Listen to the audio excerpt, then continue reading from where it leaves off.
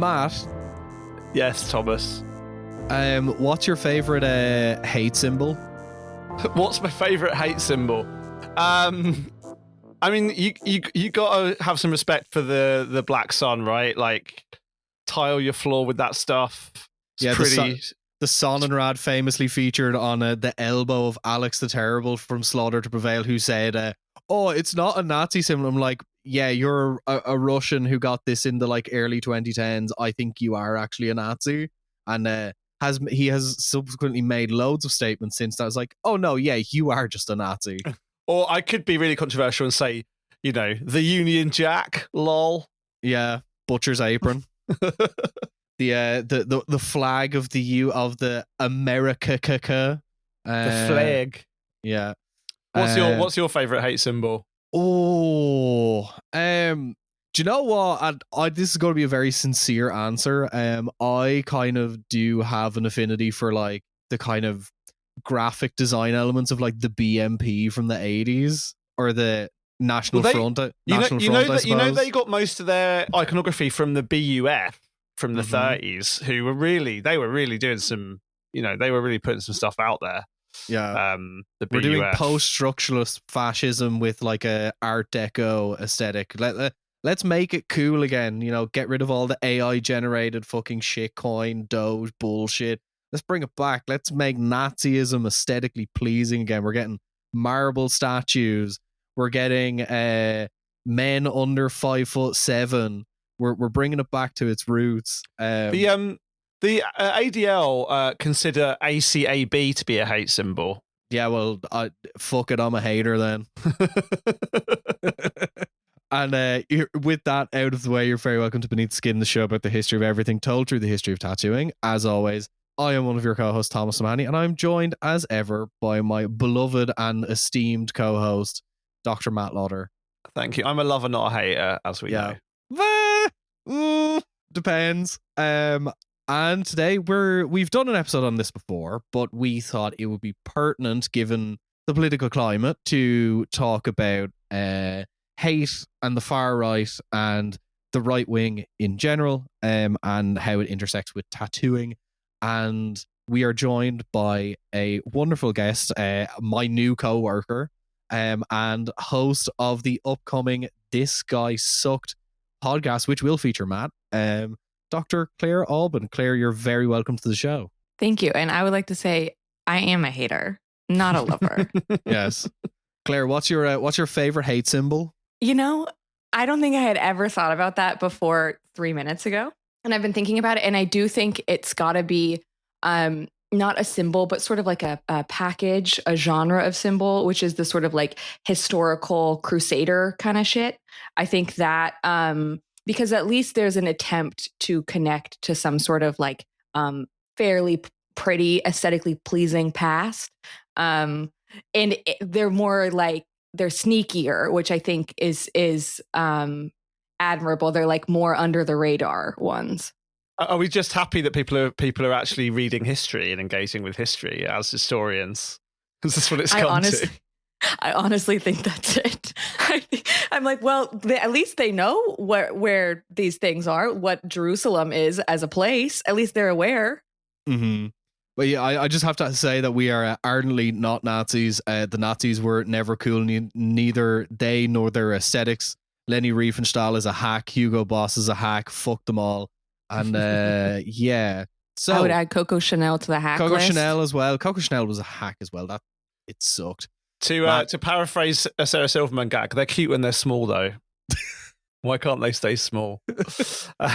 So Matt, where do we start? We've talked about this before, but for those who haven't listened to that episode, where do we begin with the kind of the crossover between tattooing and the right wing / far right wing / let's call it what it is, fascism? Well, so a couple of things I want to say first, right? One is that, and you'll notice this if you spend any time on like r/symbology, for example, on Reddit. We're getting Dan Brown up in here. Yeah, totally, right? So there's a real kind of desire, I think, for people to read tattoos as symbols, right? As kind of direct didactic, distilled versions of ideological communication. And of course, as we'll talk about, in some senses, they certainly do work like that. But we do, as you said, we do end up in some places of some sort of Dan Brown, kind of places. And it's not the case that, lacking other contexts, really many symbols are immediately to be reduced as a straightforward communicative ideology. I think that's one of the kind of difficulties we get into, and maybe we'll talk about that in this conversation. The other thing to say is that if we're talking about 20th century fascism, like the Nazis did not like tattooing at all. In fact, as Claire and I are going to talk about on her show, like the racial ideologies of fascism have a huge component which sort of rejects the idea that tattooing is something that kind of good Aryan folk should be doing. And as we talked about when we talked about on the show about Charlie Dick and his time in Stalag X in Poland during the war, like the Nazi kind of hierarchy were very, very anti-tattooing, and in fact, tattooing was more or less completely banned under the Third Reich, not completely, but more or less, unless you were the one exception to that, of course, was if you were a member of the SS and you were getting your blood type tattooed under your armpit. So. That in terms of German fascism, at least, there wasn't a very strong link actually. And then we come to, I guess, 1980s, kind of neo-fascist movements coming out of skinhead subcultures, and it's almost the tattoos come first, and the far right, iconography and imagery comes afterwards. It's not like the causal arrow goes the other way. I mean, that would be the very, very top line. There's lots more to say about that, but that's basically where we're at, right? Like, not even every swastika tattoo, frankly, is a Nazi tattoo. And tattoos aren't particularly, they rub up against Nazism in some complicated ways. Yeah, and I think as well, like when you look at, particularly if you look at the politics of like the far right now, like it is quite muddled in a sense where they're adopting this kind of like body purity politic of, traditional kind of conservative values, but like when marrying it with the white power movement that emerged out of the 80s, we're like, it's a weird mishmash. Like we've talked about like the skinhead movement of the 80s quite a lot, and it's distinct from, I think, the visual shock element coming out of the punk subculture of the 70s, like them trying to reappropriate the Nazi swastika as a kind of shock symbol to, shock your parents. And then it's really like when you have like the reemergence of like the National Front in the UK in the 80s, where like, okay, yeah, no, the people who are like donning the swastika, they kind of mean it now. Yeah. And I think also when you look at the Nazis specifically, and there being a divorce or like a separation between neo-Nazi tattooing or far-right tattooing now and the Nazis in general, a lot of it comes down to the idea that for the Nazis, like of the 30s and 40s, they believed in eugenic perfectibility. So like the body could be perfected through eugenic means.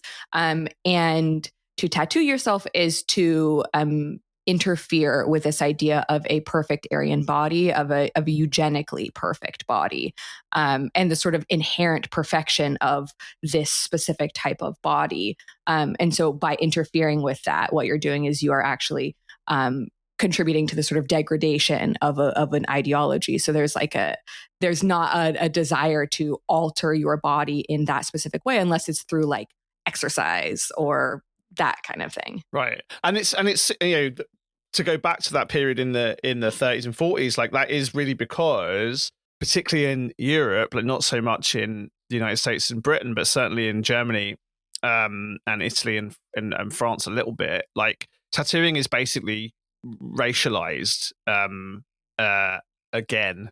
It's thought of as something which is done only by quote unquote primitive or atavistic people, and so a lot of the criminological theories about tattooing are kind of iterations of racial theories of the kind that you're talking about, Claire, right? So the tattooing is associated with non-white or non-Aryan peoples as well. I mean, there are some photos of people of people who were in Germany in the 40s who have clearly got swastika tattoos on them. So people did it, but it wasn't this kind of tolerated thing. To piggyback off your point, Matt, as well, I want to ask you, Claire, because I think to talk about where we're at now in terms of like the intersection between the far right and tattooing, we need to talk about the evolution of like the symbols of the far right over the course of the 20th century up to now. So can you kind of tell us what you see as the evolution of the visual language of the far right, both covert and overt, up until now? Oh, that's an interesting question.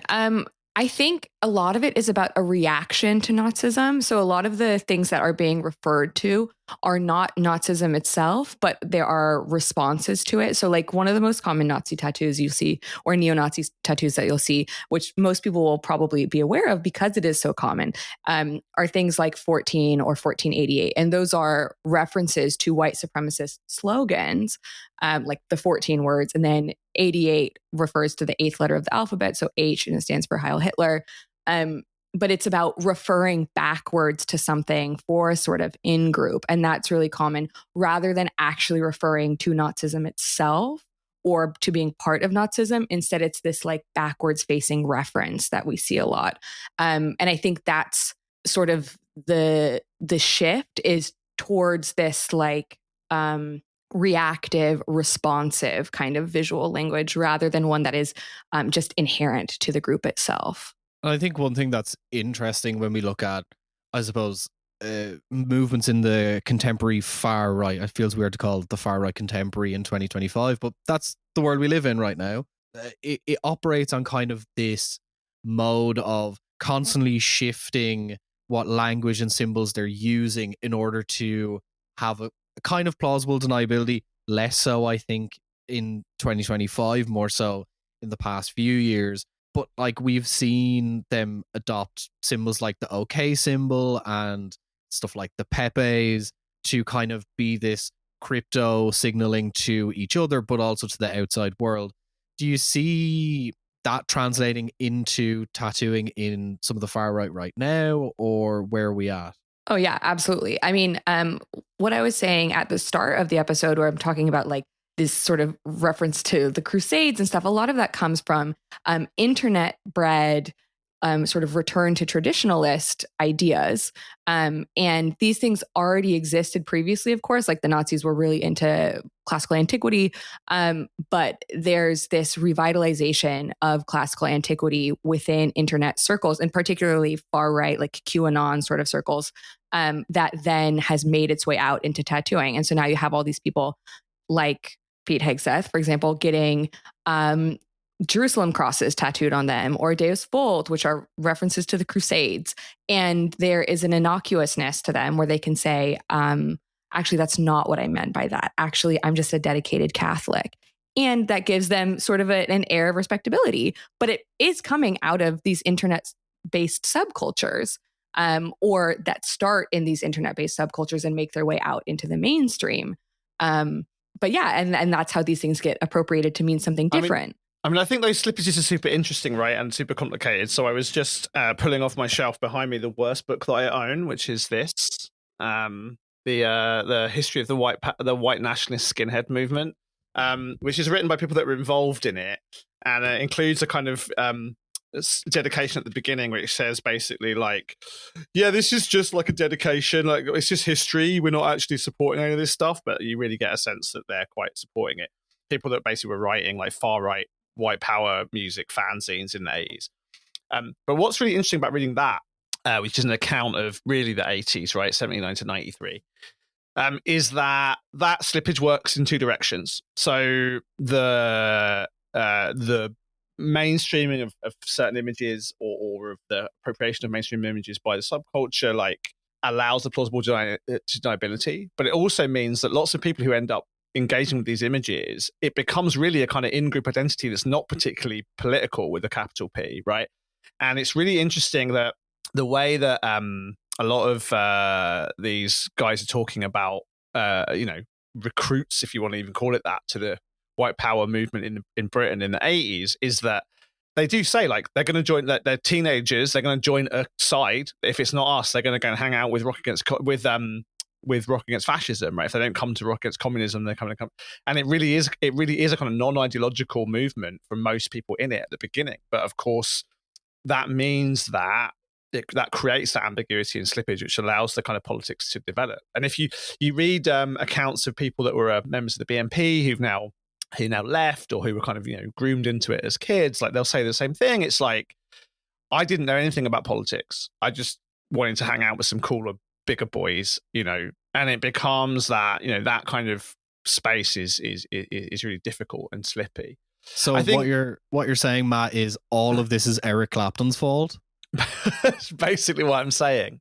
I mean, the other point to make about that, actually, that's really complicated, is something that I talk about in my book about the appropriation of tattooing, including Nazi symbology as tattoos in the gay movement in the 80s. Because the standard account of that fashion moment, when gay men started, shaving their heads and wearing braces and boots and getting tattooed, was that it was a kind of parody of hypermasculinity. And of course it does work at that level to some degree, but some of those gay guys were also Nazis, right? Nicky Crane, head of the British head of the National Front for a while, was also a gay man and a doorman in a gay club. And the American Nazi Party advertised in Drummer, the magazine aimed at like kind of leather subcultures in San Francisco in the 80s. And so, but some of those guys like had SS runes tattooed on their asses, and some of it was kind of playful subversion of power kink, but some of it was, turns out some of the white gay guys were also hella racist. Black skinhead gay guys were beaten up at gay clubs in London. The clubs at the time said, well, it's probably by interlopers, but actually it seems that there definitely were some racist Nazi gay skins. But all of that ambiguity, I think, has been really difficult to talk about, both at the time deliberately and by historians. And I think as well, something that's like contemporaneous with now, with that example of like stuff being advertised in Drummer magazine and people involved in like the power kink scene, is that like that kind of fluidity of meaning, like when it moves across the line from like, oh, we're transgressing taboo in a kind of fetishistic but also kind of wink and nod, when it then you can never really tell who's in on the joke or not, or who's joking at all. And now more so than ever, like we spoke about earlier on, is this kind of like slow creep of the meaning of these symbols to the point where like no one can really pinpoint what they mean, is what causes the problem of a lot of the stuff we're going to talk about today. And I think as well, Claire, I think Pete Hegseth is like the perfect example of this duality of kind of far right politics and tattooing, in that he is both a dumb former soldier alcoholic with like fascist tattoos who's now the Secretary of Defense. Like we have that, like, because traditionally up until post World War II, I'm not going to get too conspiracy brain and start talking about Operation Gladio, but there was two strains of European fascism. There was street fascism, that was skinheads and people involved in rioting, and then there was suited fascism. It was people like we see involved in the AfD in Germany right now. That video that went around recently of the young people on the island in Germany singing Auslanders aus. But what we're seeing is like now those people can occupy both sides, and that person is a raging alcoholic who has the codes to the missiles. Aren't we so lucky? What a time to be a tattoo historian. What a time to be a Nazi historian. To get to say, hey, look at this, the example I want to use, he's on TV right now. He's in charge of shit. So in America, how does that shift come about where those two sides start to cross over a lot more? It's interesting because I think it's really a part of the American political system, where things are so heavily polarized that to be a little bit on the right sometimes, or I should say polarized in the sense of like there's a very strong definition between like who is left and who is right a lot of the time, whether people are willing to admit that or not. And particularly polarized towards the right, where if you are on the right, it's very easy to shift from one sort of like from the center right, like towards the far right very, very easily. And people are not able to identify within the right, are often not able to identify what far right beliefs are, what the far right is, what far right symbols look like. They're not able to distinguish between like Christianity and Christian nationalism. They're not able to distinguish between Christian nationalism and like crusade style Christian extremism. They're not able to see these differences. And so that is what allows for this plausible deniability to happen, where someone could get something, a tattoo that to anyone with eyes and with any understanding of history would very obviously signal a positive view of the Crusades, like extreme Islamophobia, extreme like willingness or I should say extreme orientation towards violence. Anyone with eyes who understands this would see things like some of Pete Hegseth's tattoos as being inherently connected to that. But because they're Christian tattoos in the US, there is an inability to distinguish between like this extremist version of things. And so it allows for people like Pete Hegseth to say, that's not what it means. But this is an active project, right? Like, and it's been going on since the early 70s, as I understand it. I mean, you can tell me where, if and when I get this wrong, but my understanding, I read a really great book actually a few years ago called Jesus and John Wayne, which is about this incredible book, really great book, which is about this thing basically where top line story is that like loads of American Christians were hippies and draft dodgers and peaceniks. The American churches, including black churches, but white churches as well, were very kind of anti-war, pro-civil rights. And after basically Nixon, there was a sense that, right, like American Christianity had to become more martial in order to stop people leaving, because the young people didn't think Christianity was cool. So there was this kind of active project to make Christianity look more, American, basically, like more guns and ammo kind of Christianity, but also really to as you're saying, Claire, like change the narrative about what it meant to be a Christian in America. And it's an active political project with lots of limbs, which seem to an outsider quite, someone who sort of grew up with the tea and cake version of Anglicanism in the UK, like seems very weird. Like, how does a Christian electorate, elect someone like Donald Trump, who is a philanderer and a moneylender kind of thing? But the argument that book makes is that it's a project of active political campaigning starting really in the mid 60s as a direct response to the Vietnam War, right? So making America look like John Wayne, carrying guns, being in the military, even though John Wayne wasn't in the military, but like, and was, but the visual language of American Christianity changing is a fairly recent and fairly cynical piece of political messaging, right, over the past few decades. Absolutely. And I think a big thing that gets not left out of this, but is kind of missed sometimes when you talk about this, is the sort of gendered aspect of it, where a lot of it is also within this militant Christianity, there is a strong polarization of gender roles and particularly what masculinity is supposed to look like. And being in the military for however long, being a raging alcoholic, getting tattoos are all symbols of masculinity. Like these are all examples of strong Christian masculinity.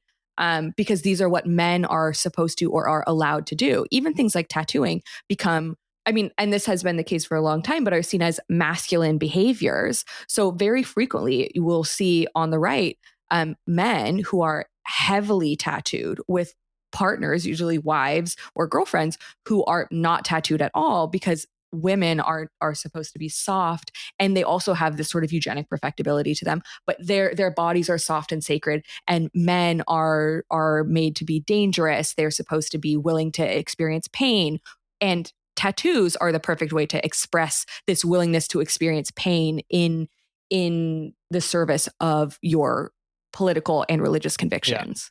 I mean, you wouldn't have had many American Christians talking about the Crusades until the latter part of the 20th century, right? Like that militant martial celebration of the 13th century wasn't part of American Christianity until fairly recently, right? And it's sorry, go ahead. I was just Tom? recently I was trying to think, because obviously we have the joke over here of the standard lad sleeve is like lion, clock, roses, and I was trying to think, is like, I don't think that necessarily translates in America. It does to some extent, but I was like, what is the quintessential like male like dickhead sleeve? And it's like black and gray, probably American flag, says "We the People," has like a cross on it, a praying hands, and it's like that is just Jesus and John Wayne like in a nutshell, and there's millions of them in America. Oh yeah, praying hands, rosary beads, regardless of whether you're Catholic or not. All kinds of stuff like that. But absolutely, that's how you signal a sort of like masculine in group, is through your Christianity or through your expression of Christianity. And I do think there are people, going off what Matt said, I do think there are people who are talking about the Crusades and militant Christianity prior to the second half of the 20th century, but they're kind of seen as these like wackos. Like they're seen as these people who are extremists and dangerous, and they're only desirable. Actually, a lot of times they're seen as being on the left when that happens, when you have people who are into like the temperance movement or whatever and want to go and smash up liquor stores because it's, they find it degrading to their Christianity. These are seen to some degree as being sometimes like on this sort of leftist, abolitionist, militant Christianity, because conservative Christianity prior to the latter half of the 20th century very often is not about that. Or if it is, it's only directed at groups like the civil rights groups or in the service of anti-segregationist goals or segregationist goals, I should say. But it's not seen as this extremely mainstream thing outside of some parts of the South, really. Yeah, it's super interesting. Super interesting. I hadn't fully in my head joined up those dots before, but I think you're totally right. I mean, so again, to go on about the author of that book, by the way, is called Christine Dumez, if I'm not saying her name. In Dumez's book, like she talks about this, the appeal to masculinity and the kind of like, reimagination of American masculinity is a huge part of this too. And it's hard to know which order the Gordian knot was, tied initially, right? But this interconnection of masculinity and symbolism and religion and nationalism, like they're all actively tied together in a decades long political project. And I have another book recommendation for anyone interested. This is actually talking about the Nazis, and it's a book I recommend a lot because it's one of my favorite books on Holocaust perpetration and on Nazis. It's called Drunk on Genocide by Ed Westerman, who also, it's incredible. He also, shout out to him being my external Viva examiner. So I also know him personally, so he's a cool guy. But he basically talks about male ritual masculinity and masculinity sort of bonding rituals, and how in this case he's talking about substance use or substance abuse as part of male like bonding rituals, and how it is then used to create a predisposition towards violence. But it's really useful for understanding how expressions of masculinity and desires to create masculine in-groups through rituals like tattooing, through rituals like substance use, all of these things that involve some level of like pain or sacrifice in order to experience them, how that is very, very easily mobilized to create a willingness for violence, a predilection towards fascism, all of that. It's a really incredible book. And I really strongly recommend it if you're trying to understand how gender fits into this, because I think he makes very, very strong arguments for it and uses the Nazis specifically as examples, but it works, I think, very much for groups now as well. Hey, are you enjoying the show? If you really like Beneath the Skin and you want to help support us, you can do so on Patreon. For little as £5 a month, you can help make this show possible, help us buy research materials. So if you like the show and you want to support us, consider kicking us a few quid a month. and you'll get everything from bonus episodes to Q&As, and you can even vote on what tattoo I'll get when we reach a certain subscriber count. Matt, have you got anything to say? You should really definitely fund the Patreon, because tattoo history is massive, right? Deep, wide, complicated. We're covering some big hit topics on the main feed, but on the Patreon subscriber-only feed, we'll be getting into some really more interesting, niche, deep topics you don't want to miss out on. And honestly, the chance to kind of decide what Thomas gets on his body is probably just a once-in-a-lifetime opportunity. Subscribe, chuck us a few quid. Don't miss out on the chance to ruin Thomas's body forever. And I think it's a really interesting point as well, you mentioning rituals, and it's something that you sent me and Matt before we started recording. I think like the ultimate ritual in, the American far right is being in the military, because if you look at it, it's like not all military veterans end up being right-wing or far right-wing dickheads, but a lot of far right-wing dickheads overwhelmingly were in the military. And what you sent me was a PowerPoint slide from the Department of Defense about unauthorized and or inappropriate tattoos and symbols. So Matt, do you have a copy of it in front of you? Okay, Claire, do you want to explain this to the listeners? Yeah. So basically, it's such a problem because of things like military dress codes, and there's such a strict adherence or expectation of adherence to specific images and how a person is supposed to look if you're in the military. Which obviously, anybody who's been in the military and listens to this is like, yeah, duh. But there is a specific aesthetic that you're supposed to embody in the military. And it can refer to like having tattoos that are or aren't visible only up to certain parts of your body, etc.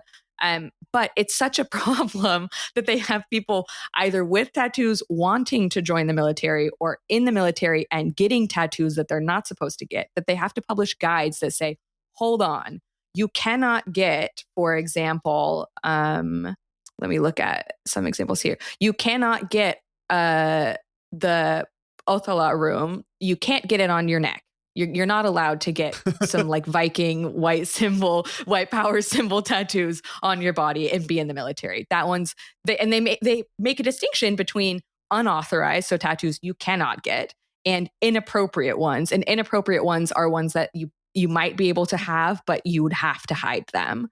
And so it's interesting that it's enough of a problem that they have to say, hold on, you guys, we need to make a guide so that this does not keep happening. Mm-hmm. So, Matt, have you got it in front of you? I do, yeah. Here we go. We'll get to it, but our favorite tattoo myth is also featured in it.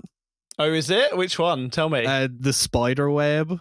No. So this is under the section of prison tattoos. We'll go back to the extremist tattoos, but this is fun. Prison tattoos. The spiderweb design is often found on the arms or under the arms of racists who have spent time in jail. In some places, one apparently earns this tattoo by killing a minority. However, non-extremists may sometimes sport this tattoo as well, unaware of the symbology simply because they like the design. Unaware of the symbology there. Yes. I mean, this is what I meant up top about this kind of like decoding thing, right? Like, the same is true of the teardrop tattoo, and I've told this story on the podcast before, where someone that I know who had a teardrop tattoo on his face, like, was basically almost like denied entry to Florida, the airport in Florida, going on his honeymoon to Disney World because the border guard was like, you didn't declare your criminal history on your visa application. And he was like, what are you talking about? It's like, oh, I know you've been in prison or you've killed someone because you've got that teardrop tattoo. So this does behove us to be careful. But I think, this, but it's already, it's that stuff that makes the deniability really complicated. I mean, the other thing to say, I was just reminded actually, about how this works in the other direction. Did you see the depositions of people like Steven Crowder the other day that were released, who misidentified basically sort of said there was a conspiracy because they saw a photograph of a guy who had a white power tattoo, a big swastika tattooed on him, but he was a Hispanic guy. And therefore they were like, well, he can't be the white supremacist shooter because he's not white. Like, that doesn't make any sense to us. right? So there's plausible deniability, but even if someone's got a freaking like full on Nazi ass swastika on them, and they've committed racial like mass murder, some people are like, well, that's not possible because a Hispanic guy would never have a Nazi tattoo on him. Absolutely and you see mad. that with people who write like manifestos, and they're like, well, they didn't really mean what they wrote in their manifesto. And you have to be like, I'm so sorry. That is what a manifesto is them saying, I strongly believe something.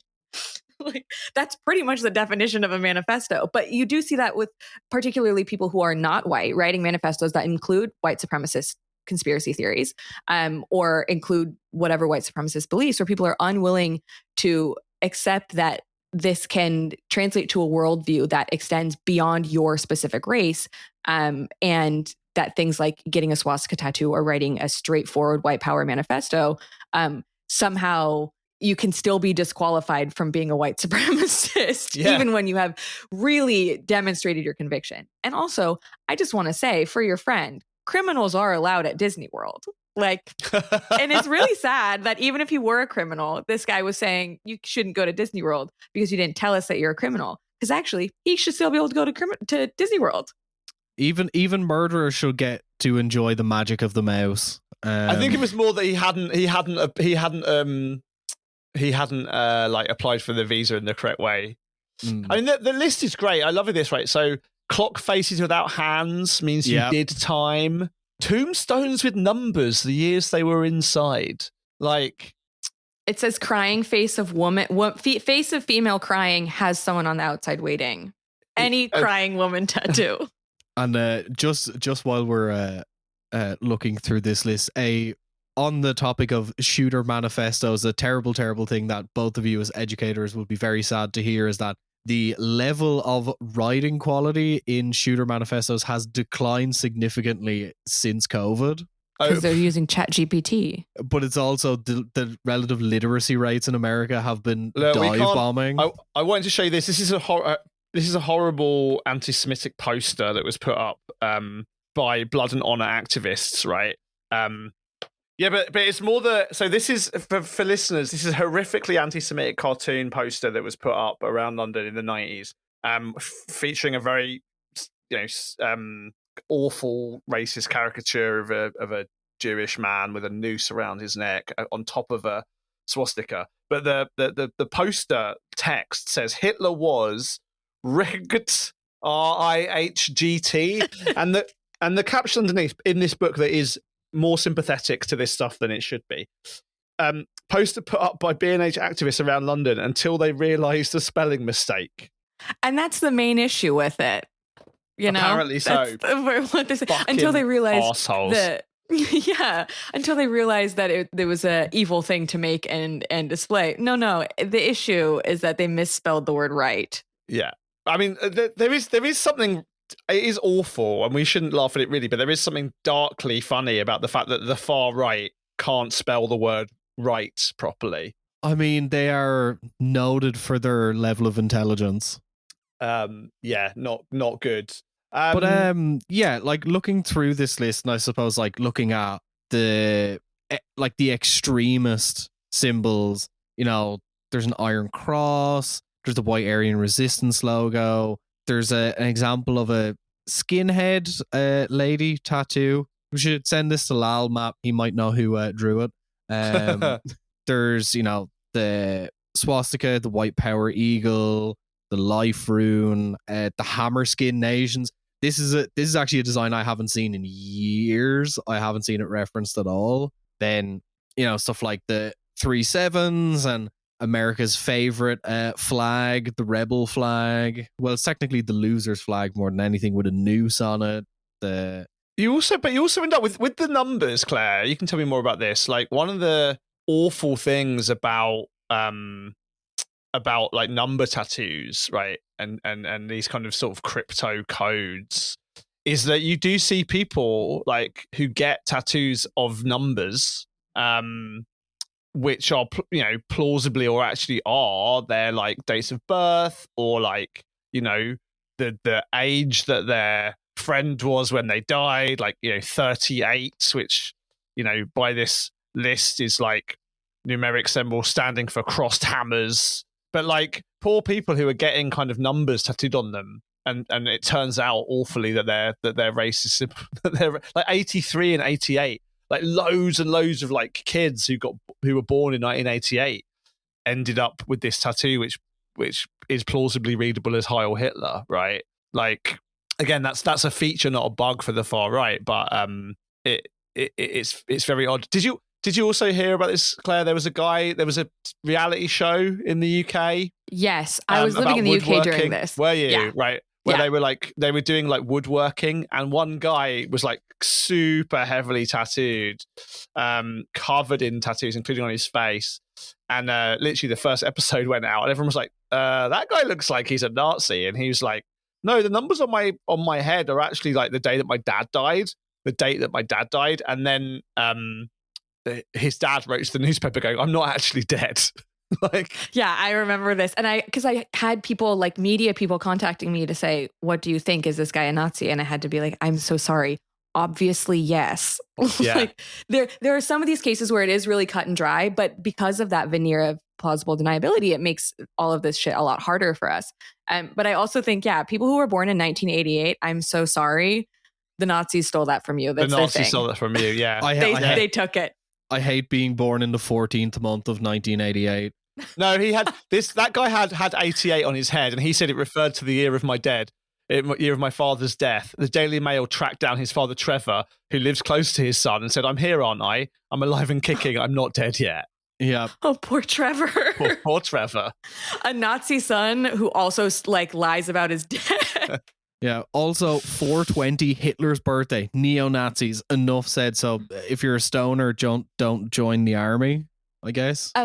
I think one of my main galaxy brain conspiracy theories, is that the current obsession with angel numbers. Do you know about this? Are you one of the internet girly pops?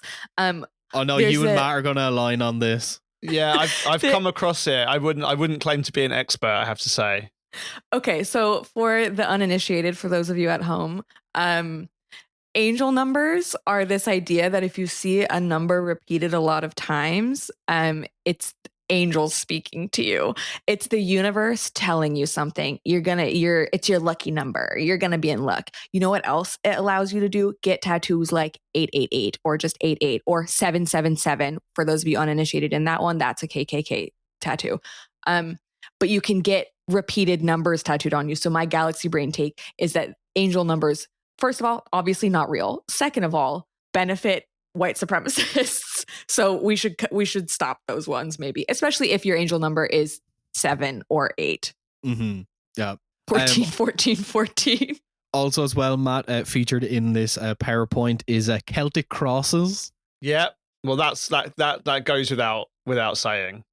It's just because Americans are like fake Irish. So there aren't any real Irish people getting this tattooed in America. Yeah. Also, the Celtic crosses are always done wrong. It's like not how Celtic crosses actually look in Ireland. I mean, I want to again, just to kind of try and be serious for a second as well, right? Like, there was a friend of mine, Alicia Cardenas, was murdered by a far right tattoo artist in December of 2021. This guy whose name I'm not going to let pass my lips, but he basically was a tattoo artist who was friendly with lots of kind of interesting and queer and tattoos of color around Denver, but who got kind of increasingly radicalized into the far right, and wrote 2 big books essentially that were kind of like fantasy versions of the things that he'd end up doing for real, murdering 5 people in cold blood in tattoo shops around Denver. And I would bring that up for a few reasons. One, because actually when his politics and his just general misogyny and attitude to the world became clear to those around him, the people in the tattoo scene in Denver told him to fuck the fuck off, right? So I think that is still the case. I think certainly in the UK, again, maybe Claire, things are different in the US. Although this was in the US and in Denver, like there was very little tolerance in the tattoo world for people who were doing this kind of work. We had another case in the UK of a guy who was, again, doing some sort of plausible deniability edgelord stuff. Who, when people when the internet noticed, was sort of run out of town a little bit. And I think like what I also find interesting, and maybe this is really just, not even think it is, I'm sure it is the bubble that I inhabit, is that there's a lot of far right tattooing, explicit or implicit, right? But actually, that part of the scene, if that's even the right word, doesn't seem to be particularly connected in any straightforward way to the more general world of tattooing. I don't know. Is that something that you've seen? Like even the tattoo shops where Nazi bastards go and get tattooed are different shops and different places to the places that the rest of us are going. Yeah, I mean, I think there's again, because I think the US is this place where there's an incredible amount of polarization just generally. You see that in tattooing as well, where you have sort of mainstream tattoo shops. And by those, I mean ones that are like active on Instagram and have big presences and followings. And then you also have a ton of these smaller local tattoo shops with local reputations who are more willing to just kind of do whatever tattoos for whoever for whatever reason. But I will say also there is more of a permissibility in the US around this style of tattooing, particularly because of the way that America treats things like freedom of speech and freedom of expression as these sort of like extreme American patriotic values. That was my deep American man voice. But these like, this is what you're supposed to do. And so I think it's almost less frowned upon by the mainstream in the US than it is in the UK. I definitely noticed there being less acceptance of that in the UK than there is here. But there are like people who work really hard to call this stuff out. And it also is a geographic thing. You're much more likely to come across like that sort of tattoo shop in the South than you are in the North, just generally, especially because of the racial dynamics throughout the US and how different races are dispersed throughout the US.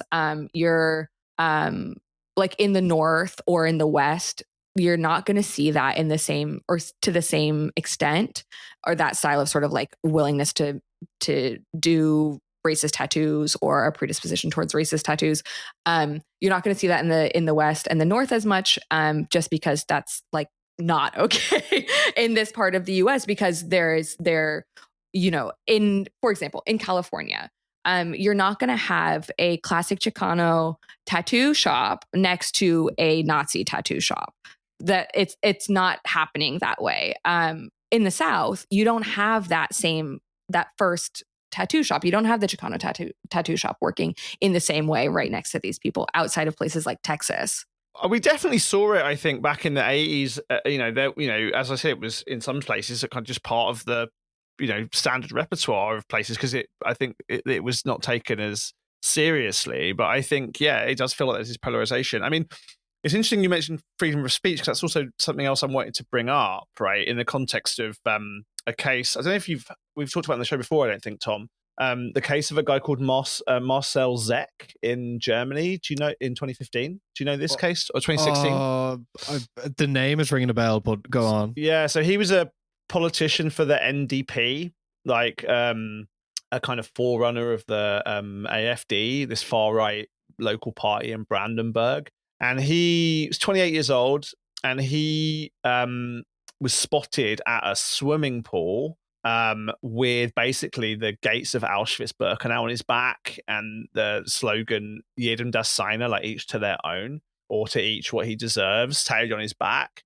And because it's illegal in Germany to display Nazi symbols and slogans, he was imprisoned for 8 months. And actually, the really complicated thing and the interesting thing from my point of view is, like, he was also ordered to like cover the tattoo up, and actually did end up having the gates. He kept the text but had the gates tattooed over.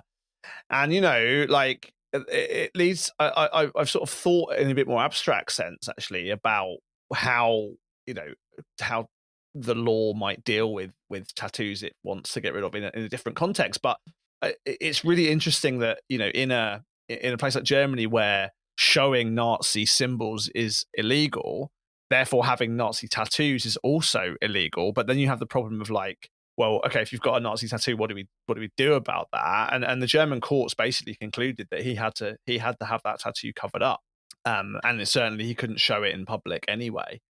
And part of what's interesting also is that Jedem das Seine as a Nazi saying is also present in other parts of German culture, and that's probably why he's able to avoid covering up the text and just cover up the concentration camp gates. Also, Jedem das Seine was over Buchenwald, like over the gates of Buchenwald. So, like, there is a very clear relationship between the text and the gates. But this also goes to that plausible deniability. For example, Bach, I think, has a cantata that's called Jedem das Seine.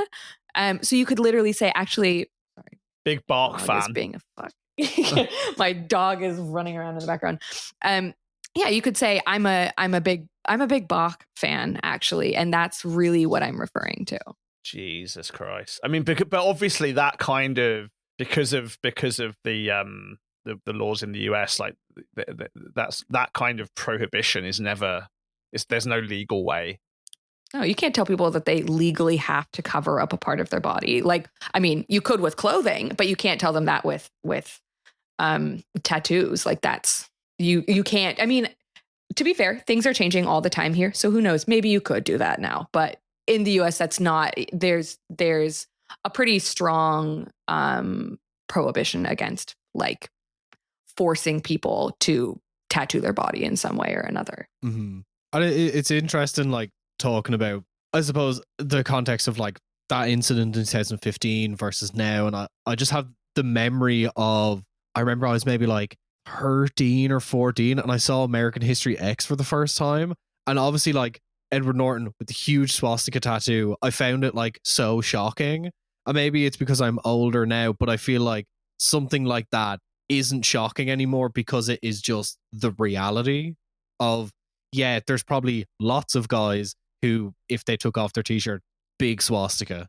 Oh, yeah. And you see it. Like, I think a thing that people outside of the US often don't understand, and part of this is because I'm from Oregon, which has very strong white supremacist groups like Stormfront, very big in Oregon. But like the way that you could, for example, walk into a pizza parlor and someone's open carrying a gun, you could go to the beach and someone has a swastika tattoo. And you're not seeing that in most of the world. Like, that's not it's still jarring no matter what. But it feels very US specific in terms of like the likelihood that you will encounter that at some point in your life. I have a very specific memory of being in DC. I think it was maybe 3 years ago. Yeah, about 3 years ago, 2022. I was there for a research trip at the US Holocaust Memorial Museum, and I was walking around the Capitol, like near the Capitol, and there was a man in a police uniform, like a Capitol police uniform. And he had his sleeves rolled up because it was like a hot day, and he had a Sonnenrad tattooed on his arm. And I remember thinking, whoever hired this guy does not know what this tattoo is, or they do and they're fine with it. But he was just walking around casually around DC, fairly near the White House. And that's just America, baby. He's a cop. They probably knew and were like, yeah, that's fine. But this is so there's an amazing article about the Zec case written by a woman called Deborah Feldman, who's a American living in Germany, who wrote a book called Unorthodox, who about how she left Orthodox Judaism and Hasidism. Anyway, she was sort of covering the trial of Marcel Zec, and she says at the end of this article in an independent Jewish website called forward.com, she basically speaks to Zec's attorney, who refused to speak to the German press, but she said, I'm not German, I'm from the United States. And he said to me, in the States from where you come, this wouldn't be punishable at all. And then she says, but there were no Auschwitz tattoos where I come from, I answered. And I think probably that isn't true. Definitely not true. Like, it absolutely is not true. And also, Matt, it's interesting because we both spend a lot of time looking at a lot of old Flash. There is like a transitionary period when you look at from maybe late 70s into maybe mid 80s, when you look at a lot of old Flash, is like, oh, the kind of like the very, very overtly like racist and fascist stuff like slowly seems to fade away. Well, I have to say, they're not equivalent, right? So racist stuff there's a lot of it, right? Particularly around the Vietnam War, the Korean War, stuff that's racist against Japanese people in World War II. There are crude caricatures of African Americans. On mainstream Flash, you don't see affiliative far right stuff, which I think is also interesting, because I think, there was that kind of stuff happening, of course, but I don't think I've ever seen an affiliative far right on a Flash sheet.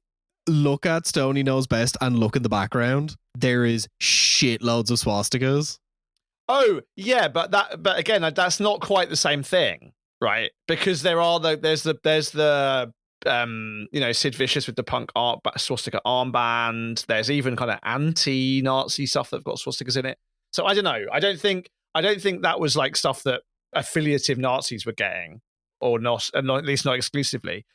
But this is the point we're trying to make, right? Like the racist stuff persists for a very long time, and at the end of the day, in terms of politics, what's the difference, right? If you're just sort of a common or garden racist, or you're a affiliative like true believer, the ultimate result is the same. In some senses, the same. So yeah, I think I wouldn't want to kind of draw a line between those two things in as neat a way as I've implied, maybe. But and I think as well, maybe at end point before let ask you for any final thoughts, Claire, is also as well to think about the structures in which people are getting these tattoos, where like a lot of affiliative tattoos were probably done by someone who was already associated with these groups. So it's not necessarily that like they would have been walking into a shop saying like, yeah, I want a massive Sonnenrad on my elbow or my chest. It's like, it's probably someone they already know who agrees with those sort of politics, who's doing those sort of things, especially in the past 40 or so years. Yeah, you're not walking into a tattoo shop that you've never encountered before, for the most part, that you've never encountered before, and saying, I want you to tattoo a swastika on my arm. But you probably have a friend who's like, I know this guy who's great at doing swastika tats. Let's go in tomorrow. Like there definitely are networks where this is happening. And usually it's because the tattoo artist is in some way also affiliated, or has already been like, I don't care, I just like money. And I feel no moral or ethical compulsion in any direction towards anything, which is like, that also sucks. And that also, I think, makes you a racist. If you're like, well, I like making money off racists, unfortunately, you're one of them. And I think it is clearly a sign of the re-emerging confidence of the far right. That, and I told Tom this before, like the first tattoo convention I ever went to, which was in France, which is where I got tattooed for the first time in 2001. There was a guy there in France with a full back piece of David Duke portrait and a Confederate flag, and actually talking about Stoney Knows How, like Confederate flags and stuff. Certainly, they took a lot longer to go away because the context of that wasn't quite so comprehensible to mainstream culture, certainly not outside of the US.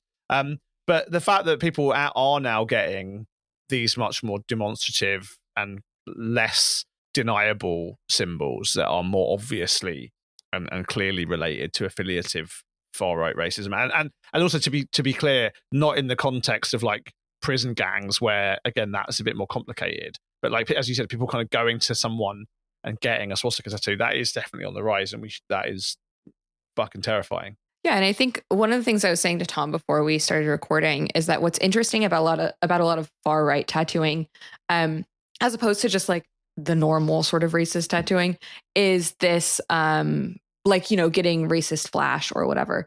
The difference is that these are both signaling in groups and out groups at the same time. Like they are both, especially when you get something like the 14 words or 1488 or whatever, you're both saying, I am an affiliate of this movement, I'm affiliated to it. But also you're saying, by the way, these are the people we hate. You're going out of your way to both affiliate yourself with something and establish who is not a part of your group, which things like gang tattooing tends to just be about the affiliation, not about establishing who you hate. Yeah, and actually, that's something that's really interesting, right? Because I've just pulled up some of Sony Knows How, actually, and I'm looking at the things you're talking about, Tom, and they're basically kind of like antisocial biker tattoos, right? And it's a kind of like mainstream society hates this symbol, so we're going to take it on as an affectation, some of them.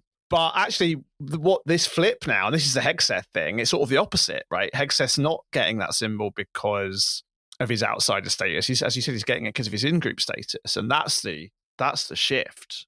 And that's what makes it scary.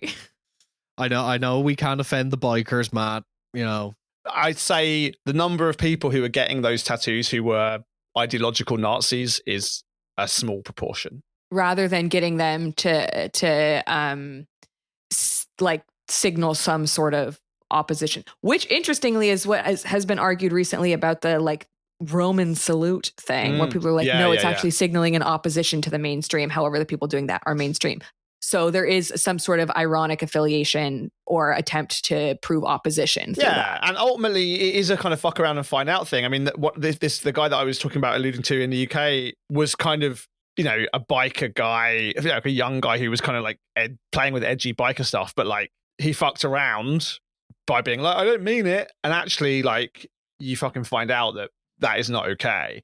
So I'm not trying to justify it, Tom. I'm just trying to say that there are some interesting differences happening, right? Which are important. And all of it like refers to someone's relationship to power ultimately. Like all of it refers to what their final relationship to power is. And what's scary about what's happening with the Hegseths, what's happening with all of these other far-right tattoos that we're seeing becoming mainstream, is that their relationship to power is one in which they have power, rather than one in which they're signaling an opposition to power or an sort of outsider status in relation to that power. I think that's actually a really good place to end it. So, Claire, you have some stuff to promote. Promote it here. Okay. I have a podcast dropping soon, which will be dropping, I think, right after this episode comes out. And it's called This Guy Sucked. And people like Matt Lauder and lots of other wonderful academics and scholars. I'm not the guy that sucked, am I? I hope not. Well, you have to die first for that to happen.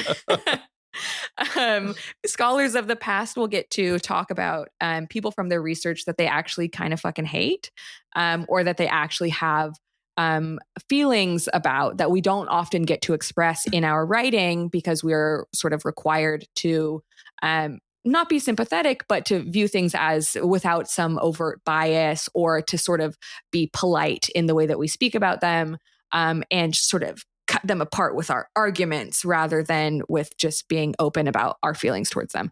So I have a podcast where people get to talk about that. And Matt's going to be a guest, and lots of other people that you probably like and who have been on the show will be guests, and it's going to rock. I should also say, I am producing this show as well. And where can people find you online, Claire? You can find me at CE Aubin on Twitter and Blue Sky. You can find the show at thisguysucked.com/Patreon/thisguysucked. Both of those will take you to the same place. And yeah, that's cut that part out. And you can find us on Instagram at Beneath Skin Pod. What is the Blue Sky address? Is it beneath the skin .tattoo.history? No, .history.tattoo. .history.tattoo. Matt is a URL squatter. How do you get a history, Blue Sky? No, so I there is a .tattoo TLD, so I bought history.tattoo. What's a TLD? Top level domain. So like .com or like .shop or Gotcha. .horse. .horse? Yeah. Yeah, listen to us at beneath the skin .horse.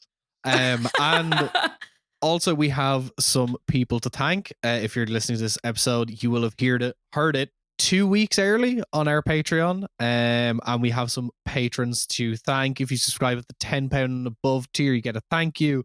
£15 gets you a signed copy of Matt's book. I don't think there's any outstanding now. If there is, please email us at beneaththeskinpod@gmail.com.